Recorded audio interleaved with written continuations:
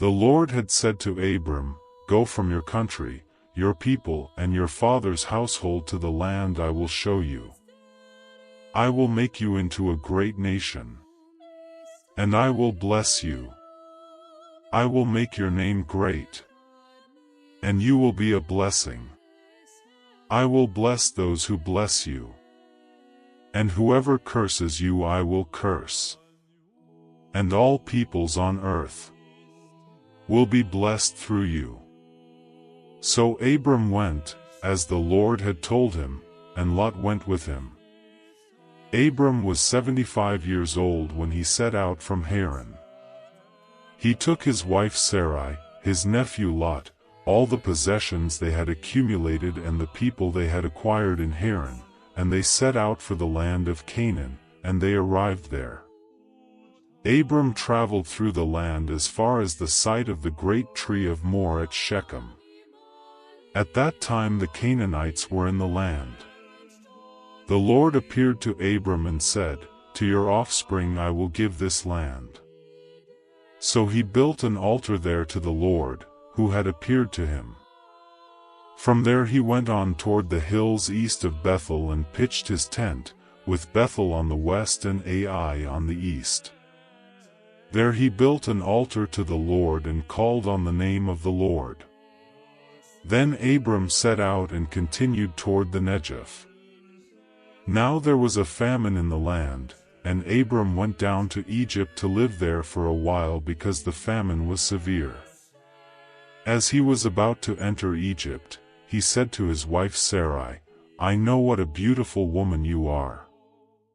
When the Egyptians see you, they will say, 'This is his wife.' Then they will kill me but will let you live. Say you are my sister, so that I will be treated well for your sake and my life will be spared because of you." When Abram came to Egypt, the Egyptians saw that Sarai was a very beautiful woman. And when Pharaoh's officials saw her, they praised her to Pharaoh, and she was taken into his palace. He treated Abram well for her sake, and Abram acquired sheep and cattle, male and female donkeys, male and female servants, and camels. But the Lord inflicted serious diseases on Pharaoh and his household because of Abram's wife Sarai. So Pharaoh summoned Abram. "What have you done to me?" he said. "Why didn't you tell me she was your wife? Why did you say, 'She is my sister,' so that I took her to be my wife? Now then, here is your wife. Take her and go." Then Pharaoh gave orders about Abram to his men, and they sent him on his way, with his wife and everything he had. So Abram went up from Egypt to the Negev, with his wife and everything he had, and Lot went with him. Abram had become very wealthy in livestock and in silver and gold. From the Negev he went from place to place until he came to Bethel, to the place between Bethel and Ai where his tent had been earlier and where he had first built an altar. There Abram called on the name of the Lord. Now Lot, who was moving about with Abram, also had flocks and herds and tents. But the land could not support them while they stayed together, for their possessions were so great that they were not able to stay together. And quarreling arose between Abram's herders and Lot's. The Canaanites and Perizzites were also living in the land at that time. So Abram said to Lot, "Let's not have any quarreling between you and me, or between your herders and mine, for we are close relatives. Is not the whole land before you? Let's part company. If you go to the left, I'll go to the right. If you go to the right, I'll go to the left." Lot looked around and saw that the whole plain of the Jordan toward Zoar was well watered, like the garden of the Lord, like the land of Egypt. This was before the Lord destroyed Sodom and Gomorrah. So Lot chose for himself the whole plain of the Jordan and set out toward the east. The two men parted company. Abram lived in the land of Canaan, while Lot lived among the cities of the plain and pitched his tents near Sodom. Now the people of Sodom were wicked and were sinning greatly against the Lord. The Lord said to Abram after Lot had parted from him, "Look around from where you are, to the north and south, to the east and west. All the land that you see I will give to you and your offspring forever. I will make your offspring like the dust of the earth, so that if anyone could count the dust, then your offspring could be counted. Go, walk through the length and breadth of the land, for I am giving it to you." So Abram went to live near the great trees of Mamre at Hebron, where he pitched his tents. There he built an altar to the Lord.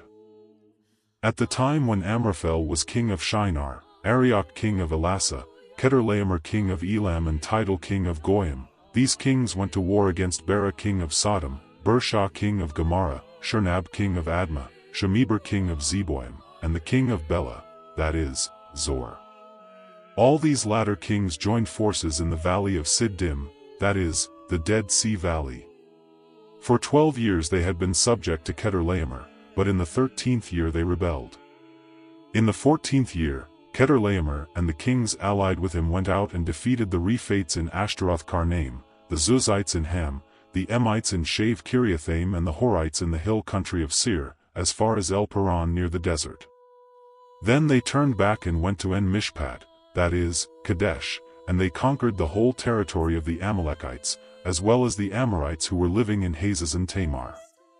Then the king of Sodom, the king of Gomorrah, the king of Admah, the king of Zeboim and the king of Bela, that is, Zor, marched out and drew up their battle lines in the valley of Siddim against Chedorlaomer king of Elam, Tidal king of Goyim, Amraphel king of Shinar and Arioch king of Elasa, 4 kings against 5. Now the valley of Siddim was full of tar pits, and when the kings of Sodom and Gomorrah fled, some of the men fell into them and the rest fled to the hills. The 4 kings seized all the goods of Sodom and Gomorrah and all their food, then they went away. They also carried off Abram's nephew Lot and his possessions, since he was living in Sodom. A man who had escaped came and reported this to Abram the Hebrew. Now Abram was living near the great trees of Mamre the Amorite, a brother of Eshcol and Aner, all of whom were allied with Abram. When Abram heard that his relative had been taken captive, he called out the 318 trained men born in his household and went in pursuit as far as Dan. During the night Abram divided his men to attack them and he routed them, pursuing them as far as Hobah, north of Damascus. He recovered all the goods and brought back his relative Lot and his possessions, together with the women and the other people. After Abram returned from defeating Chedorlaomer and the kings allied with him, the king of Sodom came out to meet him in the valley of Shave, that is, the king's valley. Then Melchizedek king of Salem brought out bread and wine. He was priest of God Most High, and he blessed Abram, saying, "Blessed be Abram by God Most High, Creator of heaven and earth. And praise be to God Most High, who delivered your enemies into your hand." Then Abram gave him 1/10 of everything. The king of Sodom said to Abram, "Give me the people and keep the goods for yourself." But Abram said to the king of Sodom, "With raised hand I have sworn an oath to the Lord, God Most High, Creator of heaven and earth, that I will accept nothing belonging to you, not even a thread or the strap of a sandal, so that you will never be able to say, 'I made Abram rich.' I will accept nothing but what my men have eaten and the share that belongs to the men who went with me, to Aner, Eshcol and Mamre. Let them have their share."